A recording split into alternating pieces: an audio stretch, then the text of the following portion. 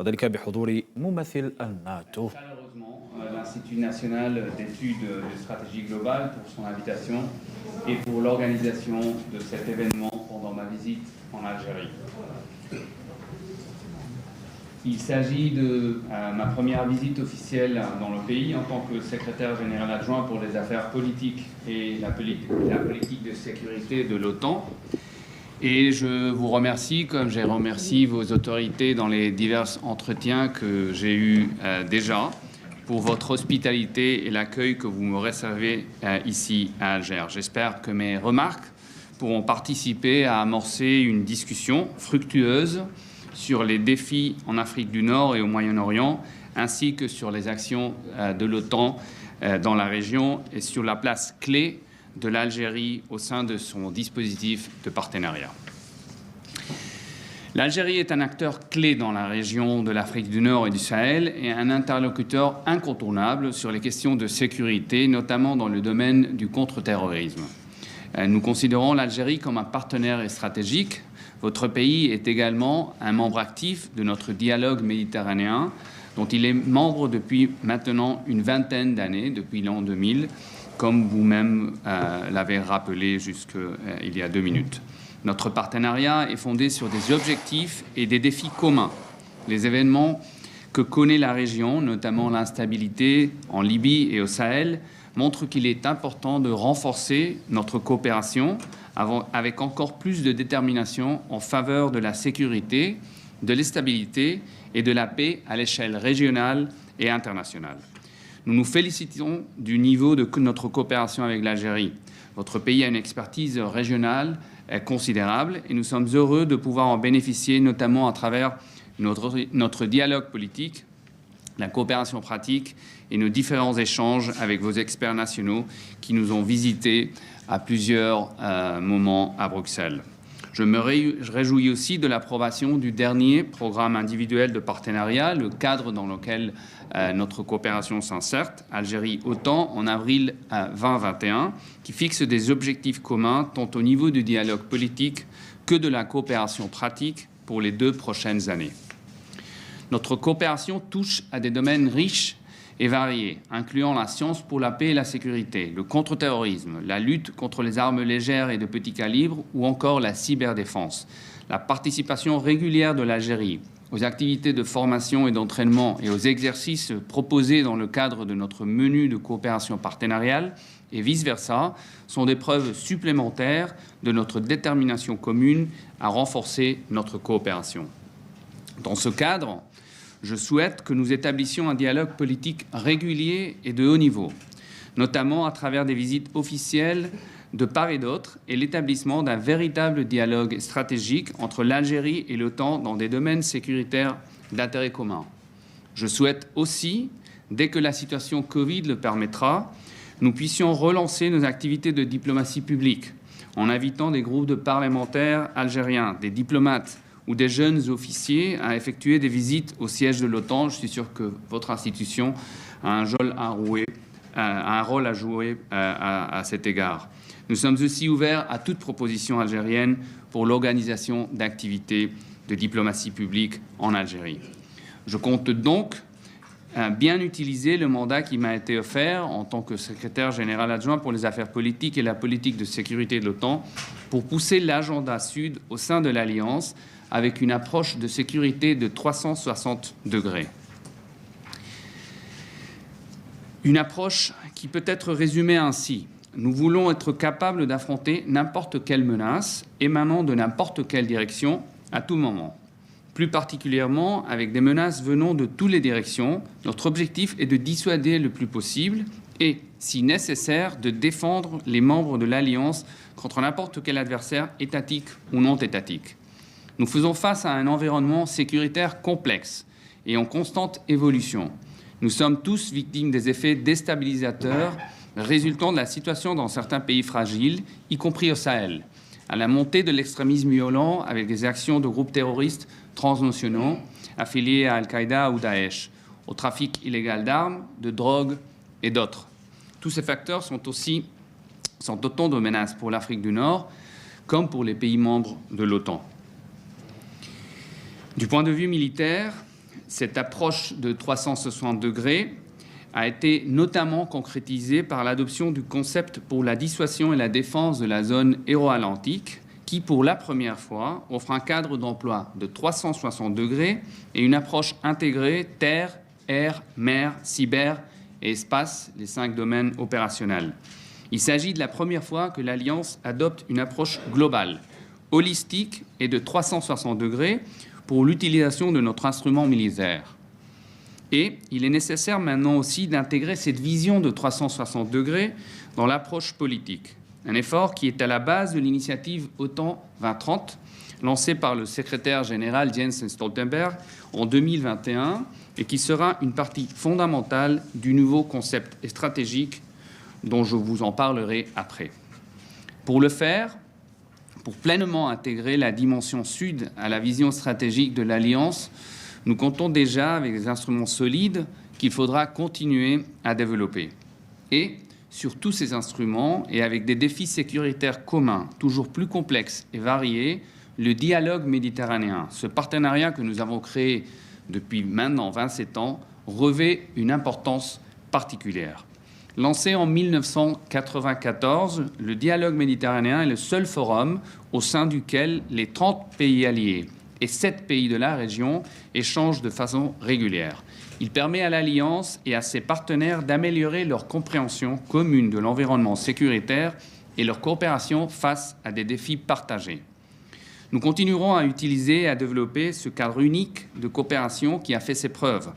Aussi parce que nous sommes convaincus que la sécurité et la stabilité des 2 rives de la Méditerranée sont intrinsèquement liées. Quand nos partenaires sont stables et en sécurité, alors il y a fort à parier que tous les pays de l'Alliance le soient aussi. Conscients de la valeur de notre partenariat avec la région d'Afrique du Nord et du Moyen-Orient, les ministres des Affaires étrangères de l'Alliance ont décidé, en décembre 2020, d'investir davantage dans cette coopération. Plus récemment encore, au sommet de Bruxelles, en juin 2021, les chefs d'État et de gouvernement des pays alliés ont décidé de renforcer notre dialogue politique et notre coopération pratique avec nos partenaires du dialogue méditerranéen et de l'initiative de coopération d'Istanbul.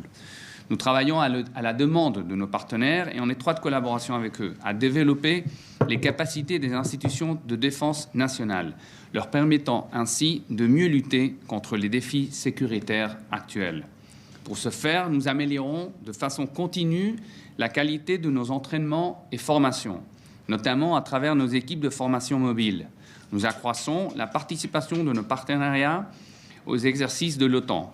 Nous développons le niveau d'ambition de notre initiative de renforcement des capacités de défense, DCB, en Tunisie et en Jordanie. Et nous explorons aussi des opportunités de coopération dans de nouveaux domaines d'intérêt commun, comme par exemple l'impact du changement climatique sur notre sécurité.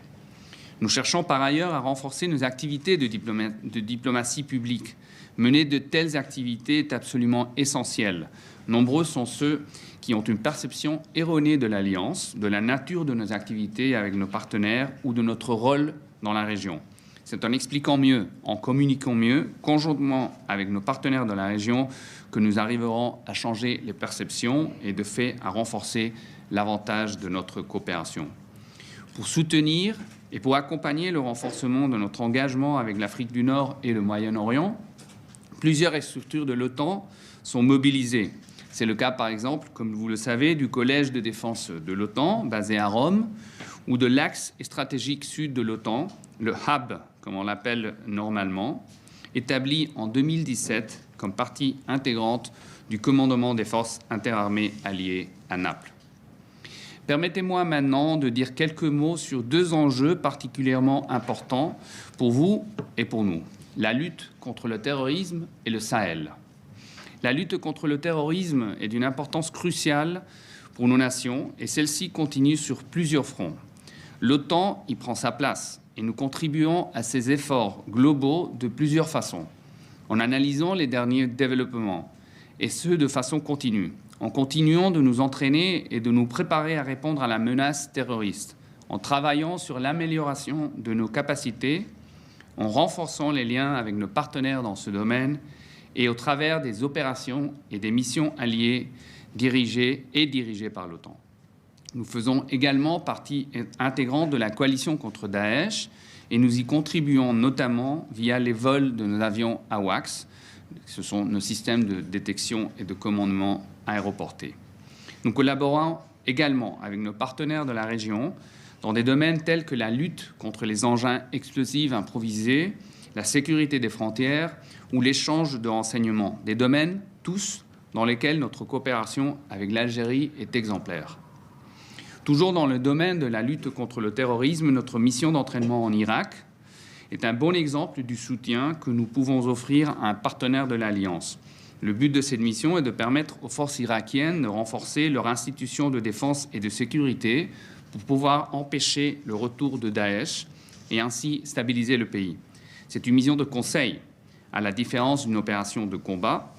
Nous y travaillons également en étroite collaboration avec les autres organisations internationales sur le terrain. Et maintenant sur le Sahel. La sécurité et la stabilité de cette région doit être associée à celle de la région MENA. Nous surveillons de près l'évolution de la situation et sommes inquiets de la détérioration de la situation sécuritaire dans de nombreux pays. On a parlé de ça avec plusieurs des responsables du ministère des Affaires étrangères. De nombreux alliés opèrent de façon continue, comme vous le savez, afin de contenir la menace terroriste, que ce soit via Barkhane, Takuba ou de façon plus globale avec l'Union européenne. La mission multidimensionnelle intégrée des Nations Unies pour la stabilisation au Mali, le MINUSMA. L'approbation, il y a seulement une année, par les ministres des Affaires étrangères de l'OTAN, du premier document sur l'OTAN et le Sahel a permis de mettre cette question sur l'agenda de l'OTAN pour la première fois. L'OTAN a également, pour la première fois, inscrit le Sahel dans la déclaration des chefs d'État et de gouvernement à Bruxelles en juin dernier, 2021, reconnaissant ainsi que cette région, aux défis complexes, est importante pour la sécurité collective de l'Alliance. Les alliés nous ont mandatés pour développer notre connaissance du Sahel à travers un dialogue accru avec les pays partenaires de la région et les acteurs régionaux et internationaux actifs au Sahel. C'est justement un des objectifs de cette première visite officielle que je fais à l'Algérie. Nous sommes également en train de discuter de comment l'Alliance pourrait soutenir davantage la Mauritanie, qui est le seul partenaire sahélien de l'OTAN, dans le cadre de notre dialogue méditerranéen. Enfin, nous explorons les possibilités d'engagement avec les structures du J5 Sahel. Permettez-moi maintenant de terminer avec une référence aux futures échéances, et en particulier au sommet, et le concept stratégique. Notre prochain sommet de chefs d'État et de gouvernement aura lieu à Madrid en juin 2022. Il sera d'une énorme importance, et notamment car c'est là que nous adopterons notre nouveau concept stratégique. Revoir notre doctrine, qui date maintenant de 2010, est un grand pas pour l'Alliance. Le concept stratégique, c'est le document plus important que l'Alliance a aujourd'hui, seulement au-dessous du traité fondateur de Washington approuvé en 1949. Le dernier concept stratégique a été approuvé en 2010 à Lisbonne et donc c'est maintenant temps d'approuver une nouvelle version de ce document fondamental pour nous. Le nouveau concept prendra en compte l'évolution de l'environnement sécuritaire.